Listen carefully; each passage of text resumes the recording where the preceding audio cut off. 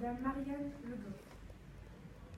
Madame la Présidente, Messieurs, un funambule marche sur une corde tendue d'un point A à un point B. Il est au tiers du chemin. À la station de départ trône une immense corne d'abondance, tandis que de l'autre côté l'attendent un verre d'eau et un quignon de pain. Sous lui, un étang sombre et profond. Trois individus l'observent. Le premier, le plus riche, est plié de rire. Mais qu'il est bête, cet homme. Il quitte l'opulence pour le rien. Le deuxième, le plus sage, rit sous cape.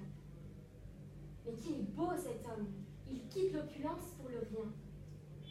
Le troisième, le plus cynique, rit à gorge déployée. Lui seul sait que la corde s'effiloche. Il prépare avec délectation la chute qu'il croit certaine.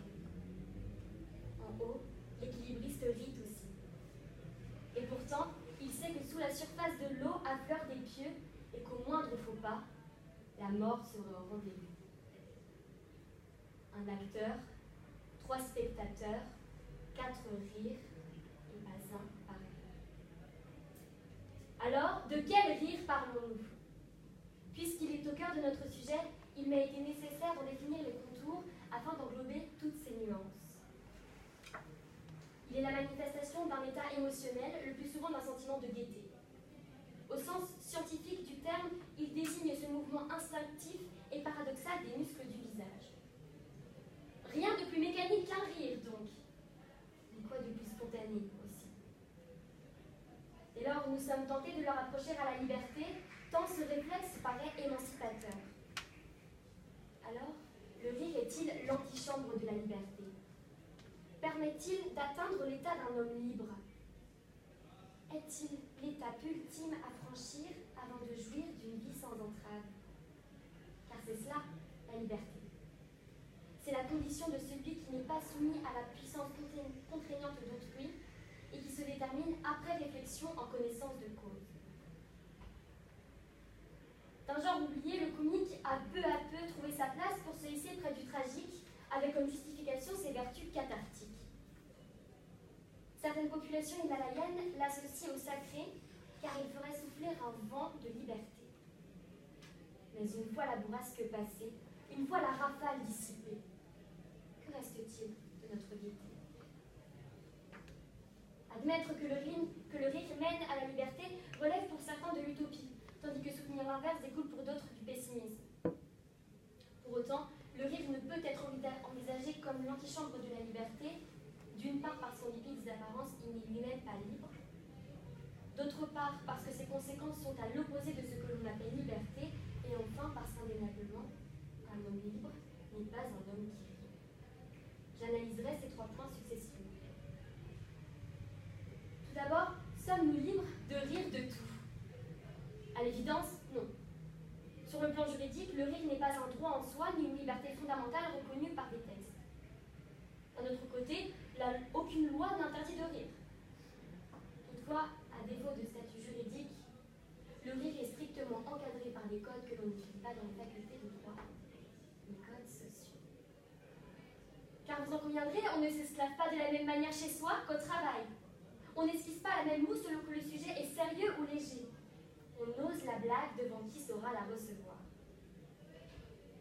Le rire est un canal de communication sociale qui impose la connivence de l'émetteur et du récepteur et qui renforce l'entre-soi.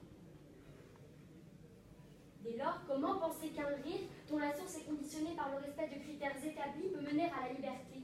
Comment l'envisager comme un élément émancipateur s'il émane d'un sujet imposé? Car un rire accommodant est un rire accommodé, et il est par conséquent impossible de le considérer comme librement choisi. Alors parfois, à l'inverse, c'est le refus de rire qui constitue un chemin privilégié vers la liberté. De plus, l'humour est à l'évidence l'outil préféré des publicitaires pour attirer l'attention et susciter l'émotion. Mais lorsqu'il est utilisé à des fins commerciales, le rire devient un produit comme les autres. Au service d'un système asservissant et devant s'astreindre à des règles strictes, Il incite à participer à une société dont le nom fait trembler. Consommation.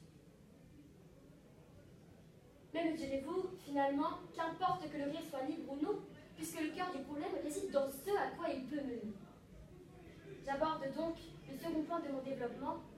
Le rire ne peut être l'antichambre de la liberté, car les répercussions de l'un sont aux antipodes de l'autre. En effet, l'humour dans sa globalité est un marqueur social évident. Ne dit-on pas d'une blague un peu trop simpliste qu'elle est le propre du beauf? D'une raillerie plus sophistiquée qu'elle révèle le bobo qu'il a faite? D'une bévue emportant l'approbation de la majorité qu'elle est populaire? Voyez-vous, le rire est liberticide pour ceux qui subissent cet enfermement arbitraire et injustifié dans une catégorie dont il est difficile de s'extirper. Stendhal décrivait la France comme la patrie du rire, ce même pays que l'on dépeint régulièrement comme celui des droits de l'homme et de la liberté. À première vue donc, les deux expressions mises côte à côte valident le lien de cause à effet entre le rire et la liberté. Pourtant, si en France l'humour est légion, il est également un outil de manipulation. Le rire comme divertissement est devenu le nouvel opium du peuple. Et c'est ainsi que toute une nation, pourtant éduquée, entra dans cette descente aux enfers qu'est l'addiction, à l'instar des réseaux sociaux. Sur ces plateformes, le rire y est à son apogée. Ironique, moqueur, subversif, parfois subtil, souvent gras, on le trouve sous toutes ses formes. Il y règne un climat d'hilarité ambiante. Mais ses effets s'avèrent en réalité à l'opposé de cet idéal que l'on appelle liberté. Car à chaque tweet, chaque post, chaque clic, chaque riposte, chaque smiley, chaque MDR, chaque lol,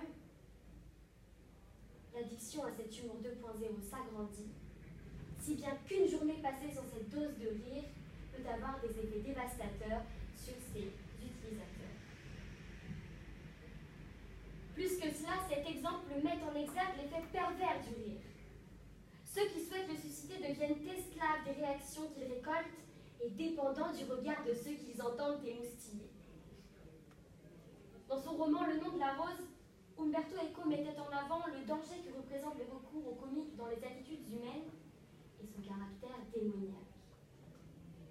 Car tel un diable confortablement installé sur l'épaule gauche de l'humoriste, le rire susurre pernicieusement à son oreille. Et puisqu'avide de reconnaissance, puisque friand de gratitude, il ne se satisfait que de cette lueur d'admiration dans les yeux de ses spectateurs, de ses voix qui flattent et de ses gestes qui encensent. Mais voyez-vous, mesdames et messieurs, la fascination a cela de particulier que lorsqu'elle s'estompe, on n'en voit plus que l'artifice. Par ailleurs, la question qui nous réunit aujourd'hui m'a conduit à me questionner sur sa réciproque. Un homme libre est-il un homme qui rit? C'est ainsi que j'en viens au troisième point de ma démonstration. Le rire n'est pas l'apanage de l'homme. Victor Hugo, à juste titre, a mis en avant le fait que tout ce qui augmente la liberté augmente la responsabilité. Ainsi, un homme émancipé de toute contrainte est un homme sur lequel pèse le poids de ses choix et de ses actes. Cet homme-là a-t-il le temps, la volonté, la nécessité de rire? Il est permis d'en douter. Car la liberté a cela d'illusoire qu'elle exige de nous que nous répondions de nos actes sans échappatoire possible. Le sage ne rit qu'en tremblant, disait Baudelaire. Le sage ne rit qu'en tremblant car il sait pertinemment que la plaisanterie n'est qu'une futilité, que la raillerie est éphémère, que les éclats de voix se perdent en une fraction de seconde et que l'hilarité n'est que poudre aux yeux. Alors, à bien les étudier, la liberté et le rire sont deux notions qui n'ont rien en commun. Tandis que la première implique sérieux et responsabilité, la seconde relève principalement de l'insouciance et de la légèreté. Car si la liberté se trouve derrière un mur, les pointes d'humour, fussent-elles aussi ténébrantes qu'une épée, ne sont guère plus perçantes que celles d'une plume, impuissante face à tout obstacle. Pour conclure, le rire peut tout au plus aider les hommes à supporter cette liberté pesante. Mais en aucun cas, il n'en représente le marqueur ou la cause. Car dans cette mécanique mécanique qu'est la vie d'un homme libre, le rire est moins l'élément déclencheur de la machine que le grain de sable qui en enraye les rouages, rendant une existence teintée d'angoisse plus supportable. Maintenant, mesdames et messieurs, regardons ensemble le funambule du début et avec Michel Tournier, définissons son rire exceptionnel. Lorsque les lattes disjointes de la passerelle où chemine l'humanité s'entr'ouvrent sur le vide sans fond, seul l'homme libre voit le rien face au rien.